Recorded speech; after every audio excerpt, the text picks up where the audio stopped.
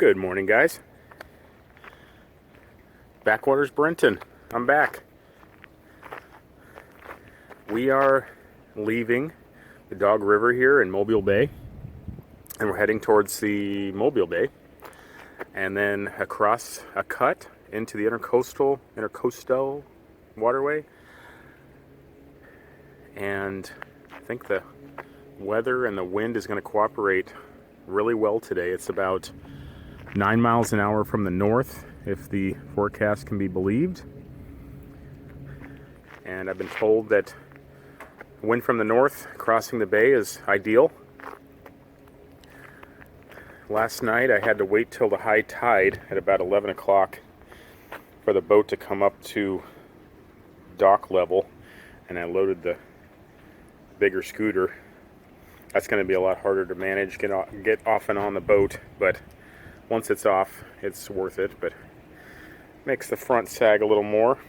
The little red 50cc weighed about 100 pounds, and this one weighs about 250 pounds, so a little more to deal with, but I think we can handle it. So yeah, all right. Hopefully I can find some cool stuff to share with everybody. I'm pretty excited. I will catch up with you soon.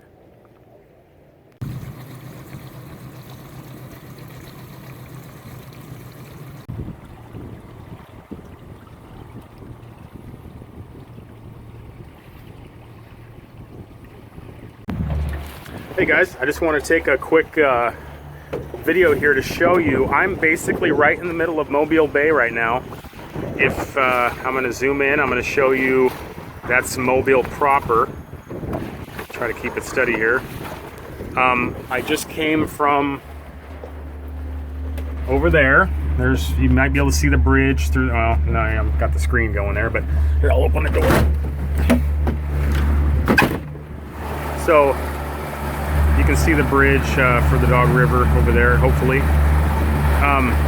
Here's what 9 mile an hour northerly winds look like.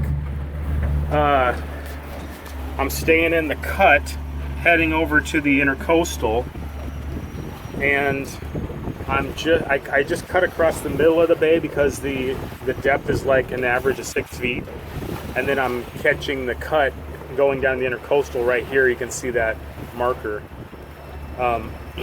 So folks that I know this is like a nerve-wracking part of the trip for some folks, and but hopefully this will show that, like, you just pick a good day where the wind's not too high and the conditions are right. The wind's coming from the right direction, which would be from the north, or just a light breeze from just about anywhere, I suppose.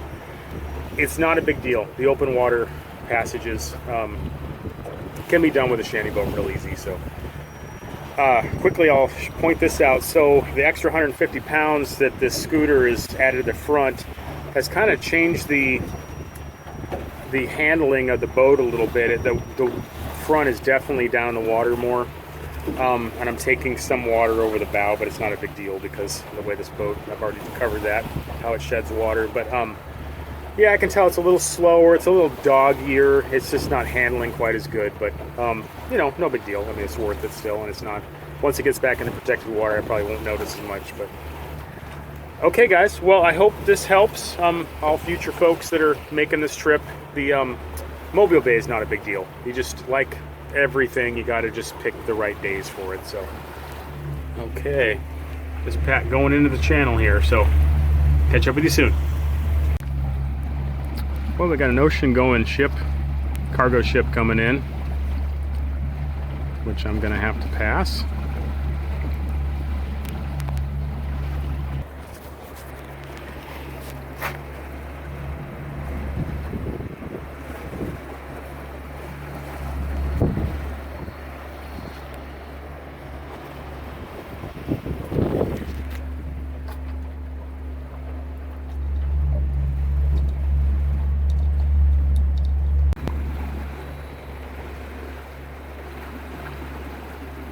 I wonder what that is. Is that like a private house? Is that some kind of research station? It's just kind of out here in the middle of the of the bay.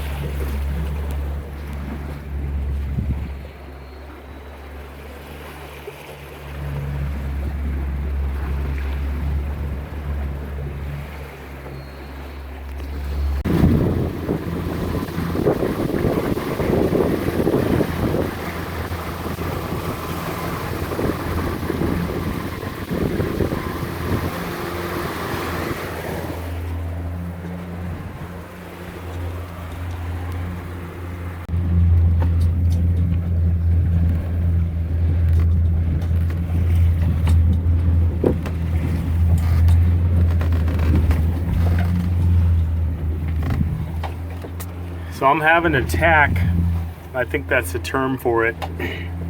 I can't go directly to the entrance to the air coastal from here because I'd be being broadsided by these excuse me, by these waves, and they're just too big. I mean, the boat's just getting thrown all over the place. So what I'm doing is I'm turning against them at an angle, which is still pretty sketchy, but I mean, it's not really a danger issue, but it's throwing things around. It's even moving the bed and the couch all over the place, and about the roughest seas I've entered so far.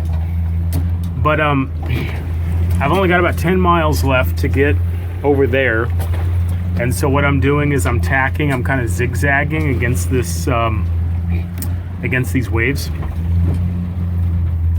So if you guys find yourself in this situation, like right now, you can see what's going on.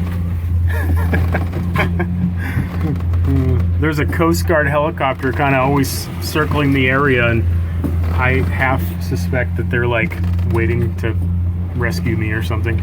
So, but yeah, I'll get there. Just showing you what it takes. Just sit right back and you'll hear a tale of a fateful trip that started from this tropic port aboard this tiny ship. The mate was a mighty sailing man, the skipper brave and sure. 5 passengers set sail that day for a 3-hour tour. A 3-hour tour. But when they started getting rough, the tiny ship was tossed. If not for the courage of the fearless crew, the minnow would be lost. The minnow would be lost. The ship's aground on the shore of this uncharted desert isle, with Gilligan, the skipper too. The wreck of the Edward Fitzgerald just seems to be popping into my head for some reason. Come on, stay together, little Shanty Beagle. Here on Gilligan. Almost there.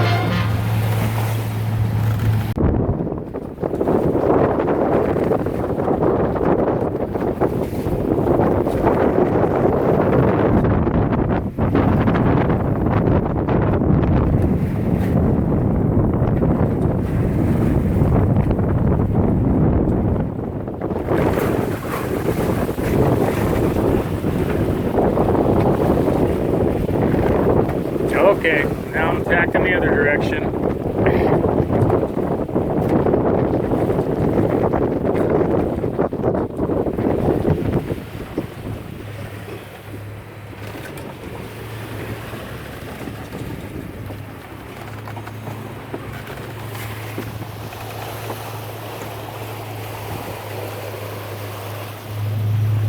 Don't let this scare you from doing it, guys. It's got to happen once in a while.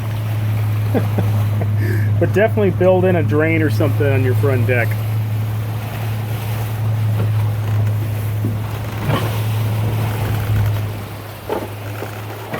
I don't know how Wayne did this. He must have had a better day.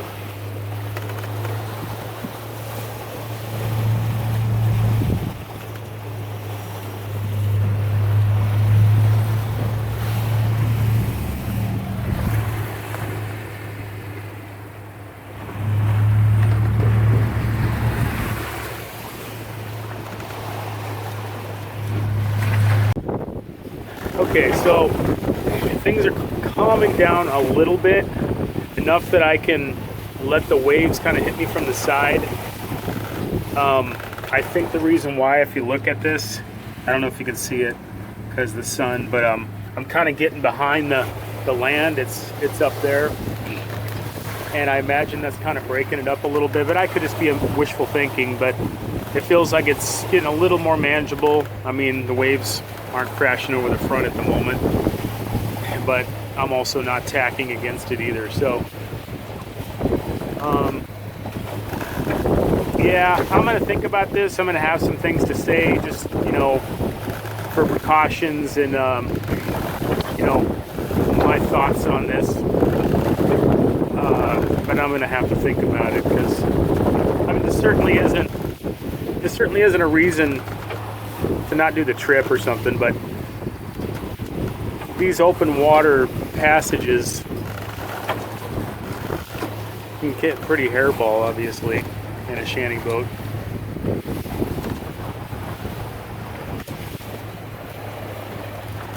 I'd go back and show you, it's crashing over the back of the boat too, but I'm not about to let go of this wheel right now, so there was a big wave.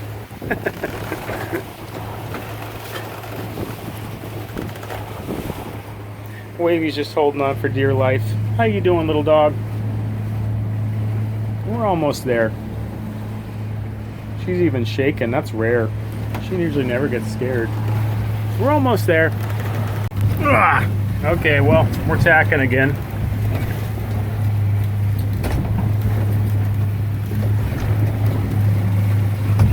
Holy cow. I better be careful here.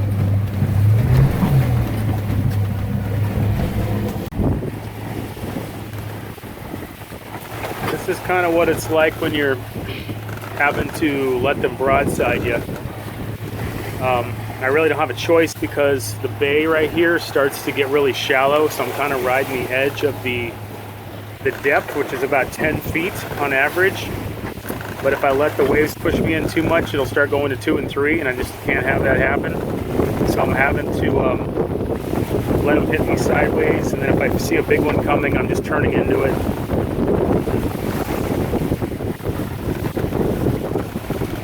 You also got to watch out for these. I don't know if you can see it, but right in the middle of the screen here, there's a people have they must be traps, you know, crab traps maybe or something. There's a lot of them, and if you ran one over and you hit it wrong, it would get tied up in your prop, and then you'd be out here without any power. So be careful of those.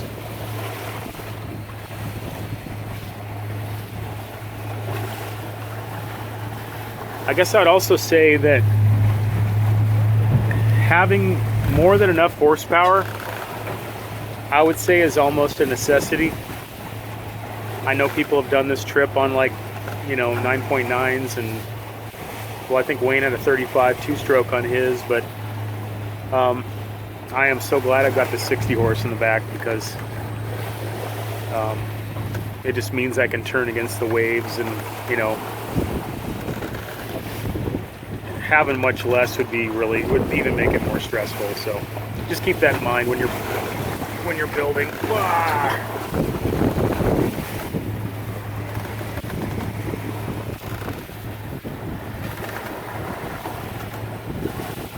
Doesn't seem like I'm making much progress. That's the frustrating part, because it just keeps pushing me into the bay here, and I don't want to tack, because I just took so much water on the front. It was actually weighting down the front, and that scooter doesn't help. But that I heard the outboard come out of the water for a minute, which is the first time I've ever heard that. So I'm just going to keep on riding the depth line here. It should be all right. I'm watching it close, so when it starts to creep up below 10, I just turn the tack more.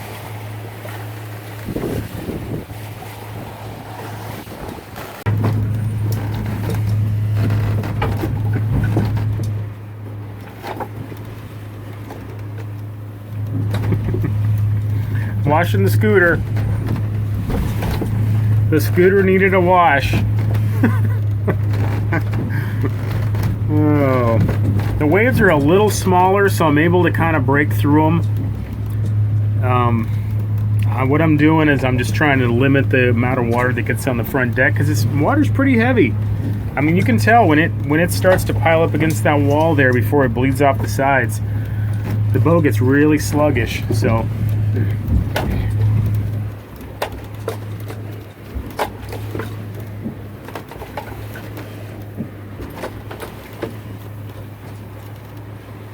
Keep her together. We're gonna make it.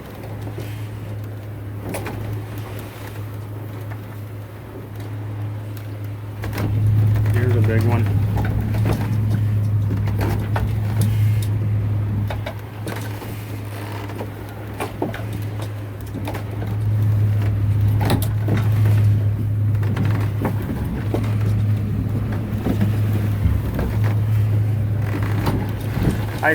I'm thinking a good design would be where water can't get under the railing in the front, but oh, hold on a second. But it can get underneath the wall. Okay, you can see now that's too much water there, so I'm gonna turn her around. I'm gonna start attacking this way so we can get some of the water off the front. Yeah, so if the water can get underneath the wall, underneath the railing on the sides, because if you think about it, the boat's usually going to be tilted to the side when you're going into conditions like that. So you can bleed off the water, you take on the nose, but if you can limit the water that comes on the front, like around the corners, just a little, maybe to where those bars are, I think that would be a good design. I'll have to think about it some more, but you know, you got to keep yourself entertained when you're here. Ah! Just getting through it, so. Alright guys, well it looks like I got behind the land enough to calm down these waves, so out of the danger zone I think. I'm getting pretty close to the shipping channel here. Got a small barge going by.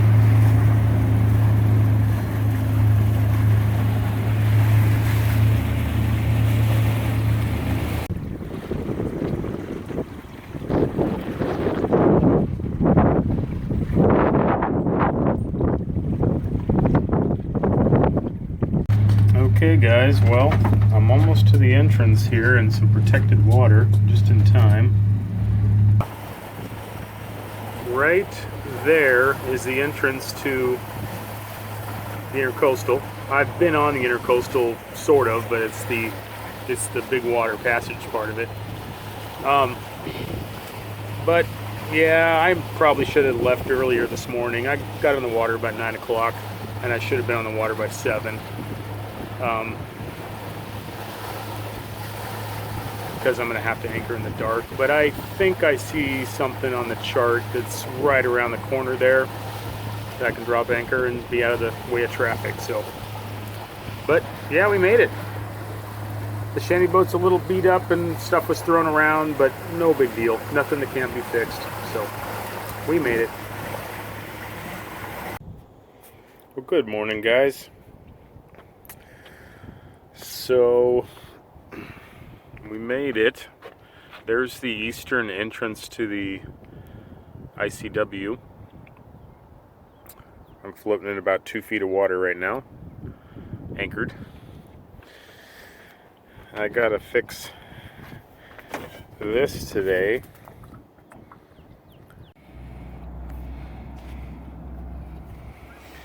Let me show you guys what happened. Not sure exactly how this happened, but it busted the wood out from between the deck and the trim. I should be able to tighten those screws back up, and it's not like a critical part of the boat or anything. It's probably just slapping the water, and it's you know, it's a bad design to begin with. So if I'm gonna keep this boat for future adventures, I'm gonna replace this rub railing with something else. I've got some ideas, but yeah, we're gonna fix it.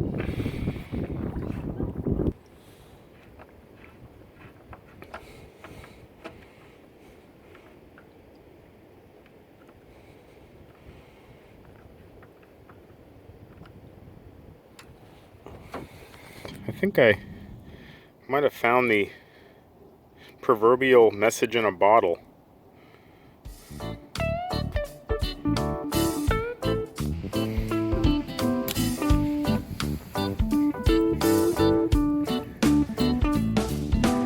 It doesn't have anything in it, or if it did, it's long gone.